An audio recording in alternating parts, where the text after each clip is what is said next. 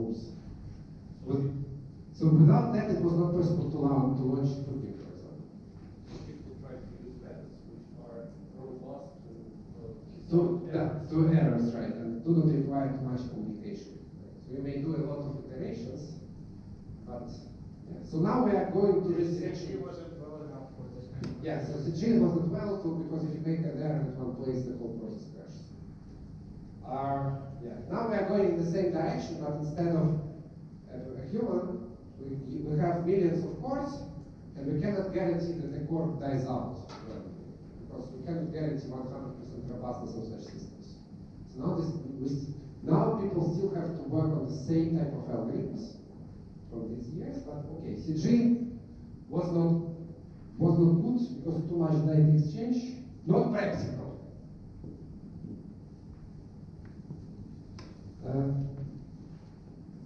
This was two reasons. And the third reason, which is listed here, is the following. So you need to store 3 vectors, which is okay. Then you have a sequence P1, Pn. The sequence is orthogonal.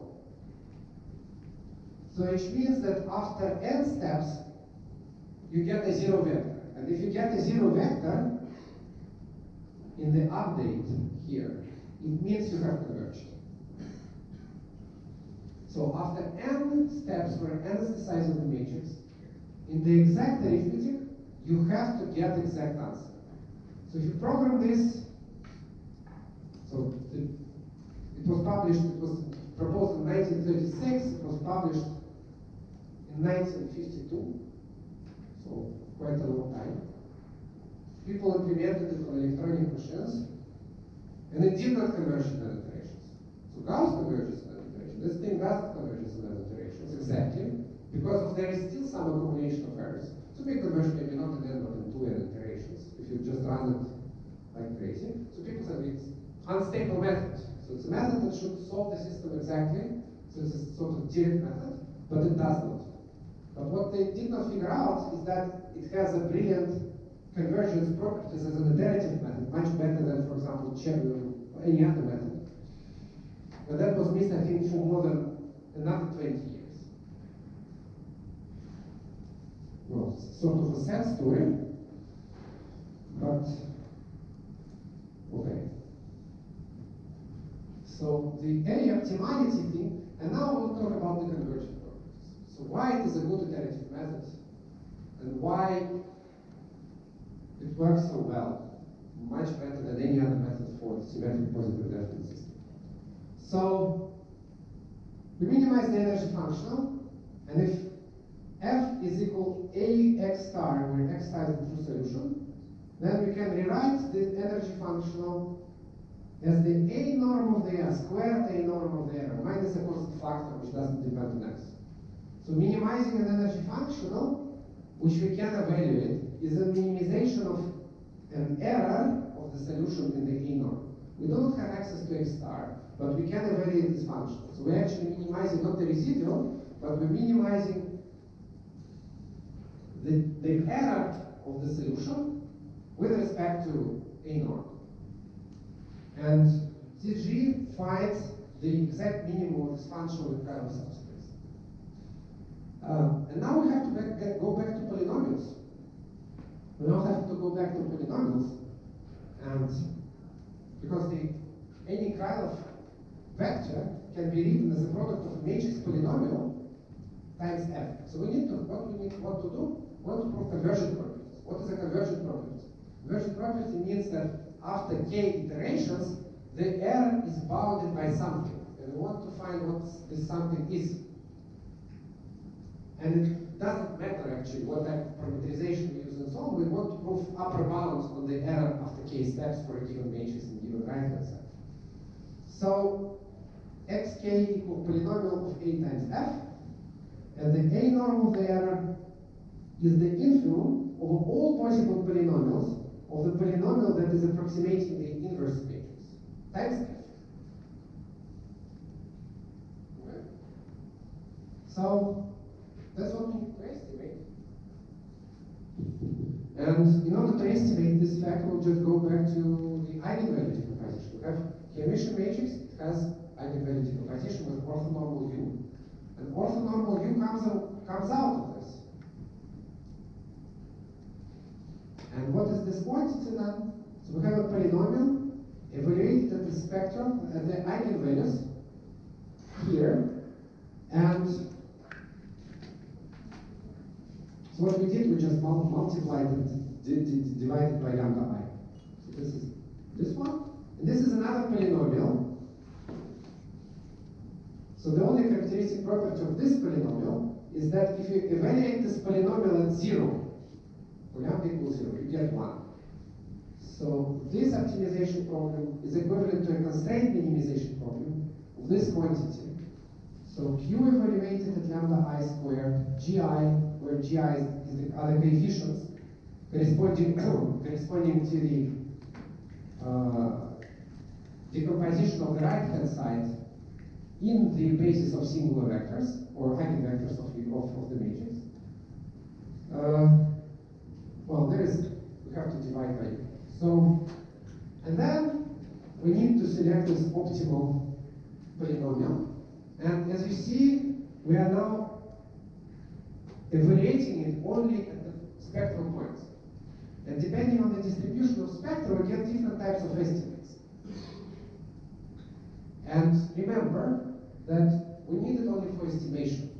So we can find out that for the specific distribution of the eigenvalues, we get this bound. But the computations, they do not require any hyperparameters. They do not require any knowledge of the boundary of the spectra. They do not need to know about anything. But for proving things, that for this specific distribution of the spectra, you get good convergence, this is very important. So there is a big difference between Chebyshev, although now for the proof that CG never converges slower than Chebyshev, we will just put instead of Q some variant of the Chebyshev polynomial.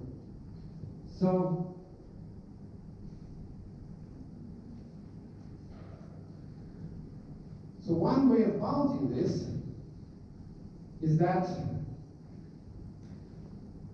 we say we take the infimum of all polynomials outside of the sum. And this quantity is quite special. So this quantity is just a minus 1 FF. It's just the squared A norm of the true solution.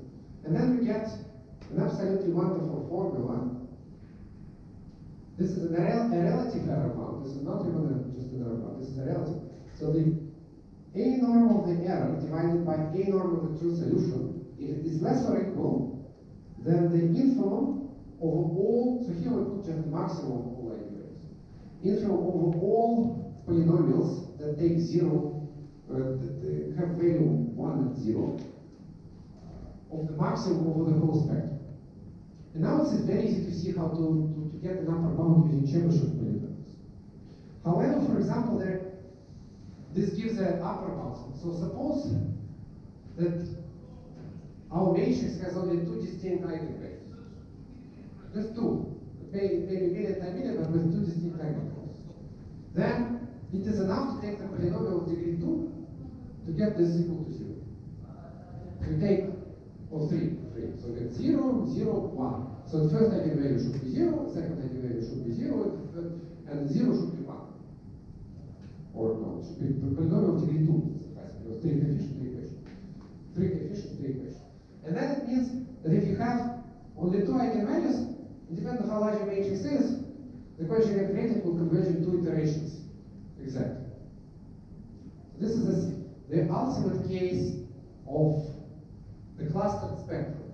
So it's not only important that you have bounded spectrum of good condition number, but here new parameters of the spectral distribution comes. For example, if you have 2 clusters, the CG will have so-called superlinear convergence. So it will first converge like it have not seen the second cluster, it converges in the first cluster, then it forgets about this cluster, and so on. So you have cluster spectrum, the convergence is much faster than the case when you do not have this cluster spectrum. So, and another important thing, if you have an outlier, So if you have one, for example, all eigenvalues are between 1 and 2, and one eigenvalue is million. So what will CG do in this case? In one iteration, it will kill this million and work with the matrix like it had all the eigenvalues between 1 and 2. So how to show this? We just take as this polynomial that this very large eigenvalue should be 0. And that's all. It adds some logarithmic factor to the convergence, but not much. So if you have outliers, CG ignores outliers, and formally condition number for this matrix would be huge. Okay?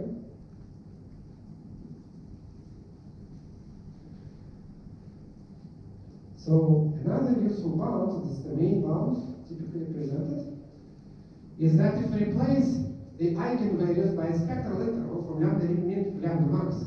So this answer is been already seen. So the minimum solution of this minimization problem is given by the Chebyshev polynomial. So that's what we get. So in the worst case, the convergence is not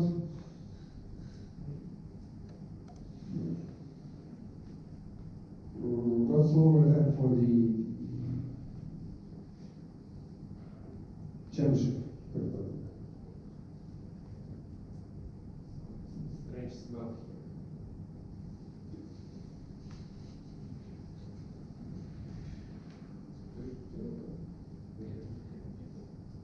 here.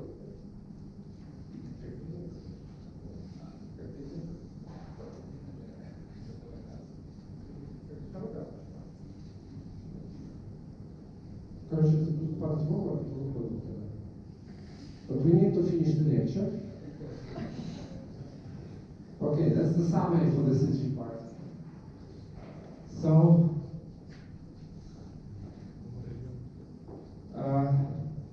linear memory, square root of condition number, automatic conversion of thousand biases, optimality.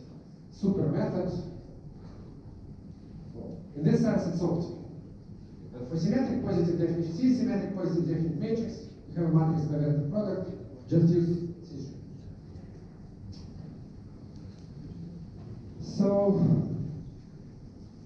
actually, the success of CG motivated the creation of analogous method for optimizing non-quadratic functionals. And this was this way. So first people proposed CG for linear systems, thus quadratic functions, thought maybe we can use this type of methods for optimization of non-quadratic functionals. And the non-linear conjugate optimization, conjugate direction method, they were born from the linear method. So basically, to the gradient, you get an additional direction, that is the difference between two consecutive iterates. And this often shows superior performance. And there are many methods that uses this. So finally, in this lecture, we'll discuss what to do in the non-symmetric case. We'll continue doing it tomorrow.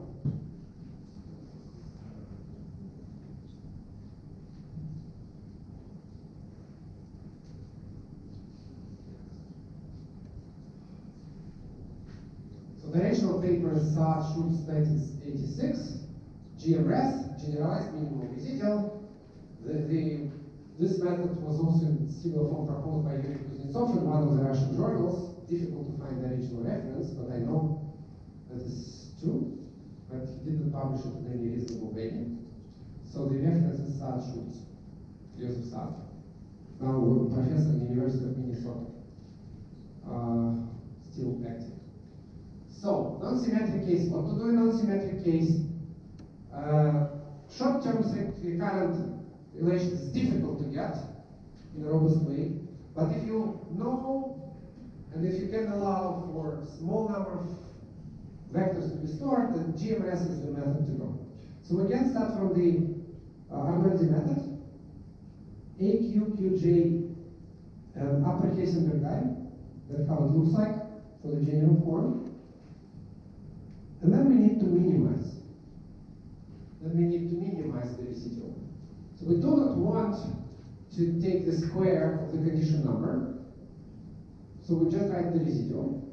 and xj, and this is just aqj, the coefficients minus the initial residual. We want to minimize this. It's not so clear how to minimize this, but what we can do, we just put the Argoldi relation here. So you see, aqj means that this is qj plus 1, the next kernel subspace, times this rectangular Heisenberg matrix to the minimum. And now everything becomes very easy because we can multiply by qj star transform, so this minimization problem is equivalent to this minimization problem. And here we have the column of the identity because again of this property. And this is a very simple problem. This is just a linear least squares problem with j plus 1 equations and j unknowns. That's all. There is no large matrix size here. There is only a small matrix which can be used, and moreover, we can use Heisenberg form to have, I think, even linear complexity in the size of